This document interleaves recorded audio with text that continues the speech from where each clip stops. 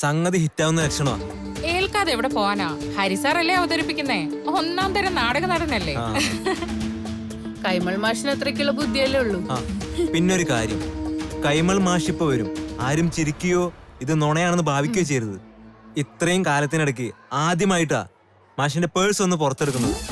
ബിരിയാണി ഒത്ത ഭാഗ്യം, അത് നിങ്ങളായിട്ട് ഇല്ലാതാക്കരുത്. വെറുതെ കിട്ടുന്ന ബിരിയാണി ഞങ്ങളായിട്ട് കളയോ സുധാരൻ സാറേ? എങ്ങനെ ഒത്തോ? ഒത്തോന്നോ? ആ പൊട്ടൻ സകലതും വിശ്വസിച്ചു. ഓ, ബിരിയാണി ഇപ്പൊ വരും, കുട്ടികൾക്കുള്ള മിഠായി. എന്താ അല്ലി ടീച്ചർക്ക് മാത്രം ഒരു സന്തോഷമില്ലാത്ത? എന്തിനാ ഹരിസാറേ ആ പാവത്തിനെ ഇങ്ങനെ കളിപ്പിക്കുന്നേ? പാവോ അതോ വിഷമുറ്റി ഇനവാ ടീച്ചറെ. അന്ന് ടീച്ചറുടെ ഇഷ്യൂ ഉണ്ടായപ്പോ അയാൾ പറഞ്ഞ മറുപടി കേൾക്കണായിരുന്നു. ഉപ്പ് തിന്നവര് വെള്ളം കുടിക്കുമെന്ന്. പാപം കിട്ടും കേട്ടോ. അത് സാരമില്ല. ബിരിയാണി തിന്ന് കൈ കഴുകുമ്പോ ആ പാവം കൂടി ഞങ്ങളങ്ങ് കഴുകിക്കളഞ്ഞോളാം. വലിയ കുറ്റബോധം തോന്നുന്നവരെ ബിരിയാണി കഴിക്കണ്ട. പ്രശ്നം തീർന്നല്ലോ. മതി മതി, ഇതിന്റെ പേരിൽ ഇവിടെ ശണ്ട വേണ്ട. ഇത് നമ്മൾ എല്ലാവരും കൂടി എടുക്കുന്ന തീരുമാനാ. അവസാനം വരെ ഒന്നിച്ചു നിൽക്കണം. നമ്മൾ അയാളെ ഒന്ന് പ്രാഞ്ചിയേട്ടനാക്കുന്നതേ ഉള്ളൂ.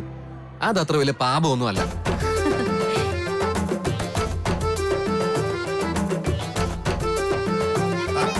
തരാം, എല്ലാവർക്കും തരാം. അതാ പിടിച്ചോ. ഇത് കൈമൾ മാഷിന്റെ ചെലവാ. കൈമൾ മാഷിന്റെ പിറന്നാൾ അടിയന്തരത്തിന്റെ ചെലവാ. അതിന്റെ സന്തോഷത്തിന് കിട്ടാത്തവര് മാത്രം കൈനീട്ടാവൂ. എല്ലാരും കൊടുക്കണ്ടേ? നിക്ക്. അതാ എന്താണ് വിശേഷം?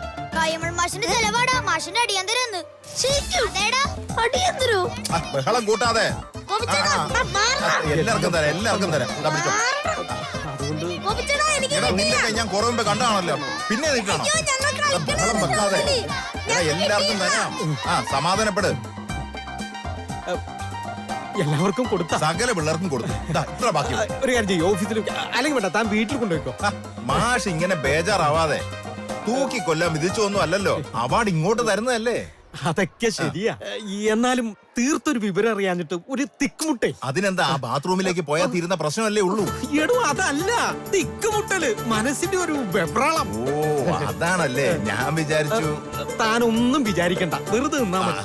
അല്ല മാഷേ, അപ്പൊ ഡൽഹിക്ക് പോകേണ്ടി വരുമല്ലേ? വേണം. എങ്ങനെയാ? വിമാനത്തിലാ? മുറുക്ക പിടിച്ചിരുന്നോണം. എന്റെ ഗോപി, താനൊന്ന് നിർത്ത്. ഞാൻ കമ്പിയെ പിടിച്ച് തൂങ്ങിക്കിടന്നോളാം. മാഷേ, ഞാൻ സ്റ്റാഫിനുള്ള ബിരിയാണി മേടിച്ചിട്ട് വരാം. ചെല്ലിതല്ലേ, അതെങ്കിലും നടക്കും. പൈസ ഉണ്ടല്ലോ അല്ലേ? പിന്നെ മാഷ് നേരത്തെ തന്നല്ലോ. തികഞ്ഞില്ല, ഞാൻ അവിടെ കടം പറഞ്ഞു. ശരി ശരി, മാഷ് കൊടുത്താൽ മതി. കൊടുത്തോളാം.